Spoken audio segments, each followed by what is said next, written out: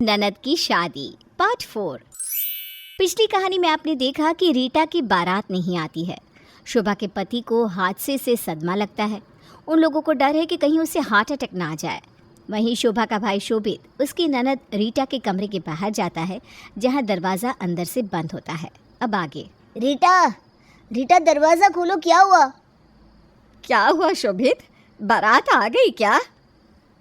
नहीं आंटी जी, बारात नहीं आएगी। लड़के वाले घर में ताला लगाकर भाग गए हैं। शोभित की बात सुनकर सास को चक्कर ही आ जाता है। वो गिर जाती है। शोभित परेशान होकर उन्हें सोफे में बिठाता है और फिर से रीटा का दरवाज़ा खटखटाता है, लेकिन दरवाज़ा नहीं खुलता। शोभित शोभा के पास जाता है, जो अपने पति के साथ बैठी थी।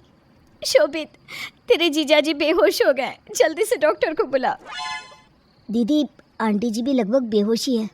क्या करना है दीदी, जल्दी बोलो, क्योंकि बाहर लोग बातें बना रहे हैं। किसी तरह लोगों को समझाया जाता है कि लड़के वालों के घर में कोई इमरजेंसी आई है और वो लोग नहीं आ पाएंगे। हाँ तो बोलो, पूरी बारात ना लाए, 4 लोग आकर शादी करके तो चले जाए।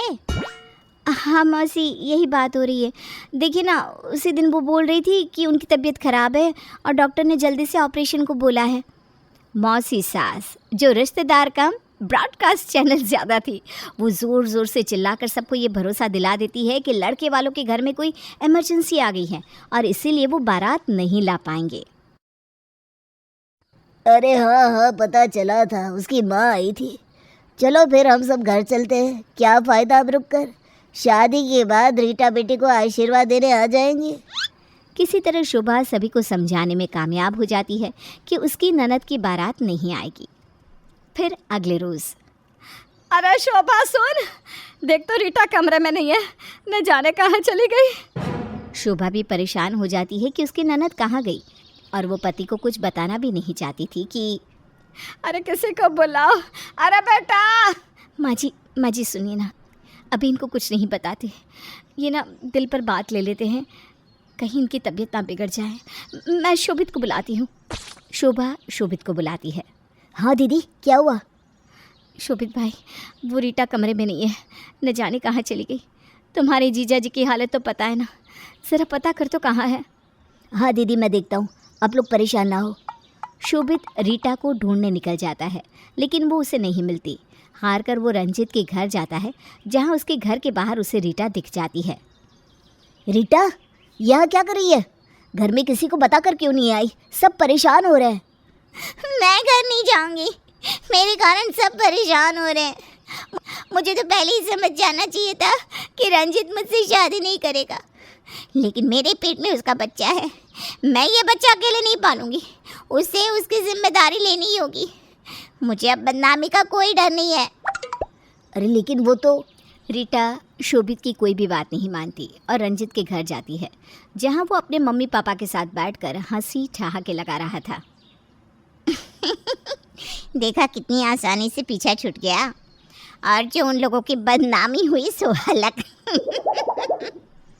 माँ, मुझे तो वो बिल्कुल अच्छी नहीं लगती थी। अच्छी नहीं लगती थी तो प्रेग्नेंट कैसे हो गई? अरे पापा, वो जिद कर रही थी कि मेरे साथ घूमने जाना है।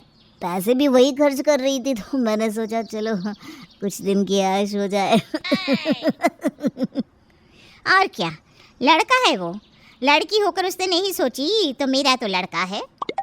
सारी बातें बाहर खड़ी रीटा और शोभित सुन रहे थे। इन लोगों से तुम्हें उम्मीद है कि ये तुम्हारा बच्चा रखेंगे? ये तो उस वक्त सोचना चाहिए था मुझे। रीटा अंदर जाती है। रंजीत उसे देखकर गुस्सा हो जाता है। क्या है लड़की, क्यों अंदर घुसी चली आ रही है? बताऊंगी अभी। बताऊंगी तो मैं तुम सबको जेल भेजकर। वैसे भी कल जो बदनामी हुई है, बारात ना लाकर तुम लोगों ने ठीक नहीं किया। अब जब पुलिस घर से पकड़ कर ले जाएगी ना, तो पता चलेगा तुम लोगों को। पुलिस ऐसे नहीं पकड़ती, सबूत होने चाहिए। पागल लड़की, तुम इतनी बेवकूफ़ हो, इसीलिए तुम्हारे साथ ऐसा होता है। इसकी माँ इसे नहीं समझाती होगी क्या? अरे इसकी सुनती कहाँ ये, तभी तो इसके साथ। अरे जाओ, पुलिस के पास जाओ। लेकिन क्या बोलेगी? सबूत कहाँ है? ये रिपोर्ट्स जिसमें ये दावा है कि तुम होने वाले बच्चे के पिता हो, और पुलिस की जांच होगी तो ये सही भी निकलेगा। तो फिर तैयार हो जाओ जेल जाने के लिए। क्यों रीटा? रंजीत की और उसके माँ बाप की तो हवाइयाँ ही गोल हो जाती है। ना ना ना बेटा, ऐसा मत करना। वो क्या है ना, आसपास हम लोगों की काफ़ी इज्जत है। अपनी ही इज्जत की फिक्र है तो दूसरों की इज्जत खराब करने से पहले ये बात सोचनी चाहिए थी। ये लड़की कितनी भोली थी जो तुम जैसे लड़के पर विश्वास कर बैठी। किसी भी लड़की का विश्वास तोड़ने से पहले ये सोच लेना चाहिए कि घर पर बहन और बेटी है, समझे? रीटा शोभित को देखी जा रही थी। वो सोच रही थी कि क्या ऐसी भी सोच किसी लड़के की हो सकती है। उसे शोभित अब बहुत अच्छा लगने लगता है। शोभित, ये रंजीत है, इसके घर में कोई बहन नहीं है, और जो माँ है ना, वो भी महिला होकर महिलाओं के लिए क्या सोच रखती है, देख लिया। ये लोग गिरी हुई सोच के लोग हैं। रंजीत, जिसे अपने बच्चे से ही प्यार नहीं, वो किसी और से प्यार कर ही नहीं सकता। ये बोलकर वो रंजीत का हाथ अपने पेट पर रख देती है। तभी पेट का बच्चा लात मारता है। रंजीत बच्चे के पैर को महसूस करता है और रोने लगता है। माँ, माँ मेरा बच्चा, माँ मैं अपने बच्चे को कैसे छोड़ रहा था। अरे चुप कर, वो तुझे फंसाने के लिए ये सब कर रही है। फंसाने के लिए नहीं, छोड़ने के लिए। मैं अब इस रंजीत से इस जिंदगी में शादी नहीं करूंगी, और ना ही हमारे बच्चे को इससे मिलने दूंगी। रीटा शोभित का हाथ थामती है और वहाँ से निकल रही होती है कि रंजीत उसके सामने आ जाता है। तुम ये नहीं कर सकती, वो मेरा भी बच्चा है, समझी? मैं केस करूँगा तुम पर। वाह, बड़ी जल्दी याद आ गया। अब केस ही करो तुम, देखते हैं कौन सा कानून तुम जैसे बाप के साथ खड़ा होता है।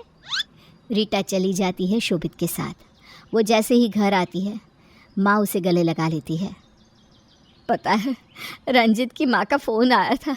वो लोग माफ़ी मांग रहे हैं, वो तुझे अपनाने के लिए तैयार है। लेकिन अब मैं नहीं करूँगी शादी, किसी से भी शादी नहीं करूँगी माँ। मैं आगे पढ़ाई करूँगी। अरे कैसी बात कर रही है, पागल हो गई है क्या? ये पेट में जो बच्चा पल रहा है, इसे किसका नाम दोगी? कौन करेगा तुझसे शादी? हमारे देश में तो इसे नाजायज़ कहा जाता है। तभी शोभित आगे आता है। मैं नाम दूंगा आंटी जी। मैं रीटा से शादी करके उसे विदेश ले जा रहा हूँ। वहाँ किसी को कुछ पता नहीं चलेगा और हम दोनों मिलकर एक अच्छी ज़िंदगी बिताएंगे।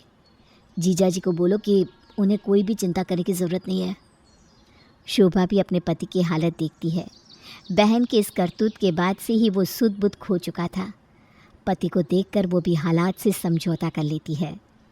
शोभा अपनी प्रेग्नेंट ननद की शादी अपने भाई से करके खुश हो जाती है।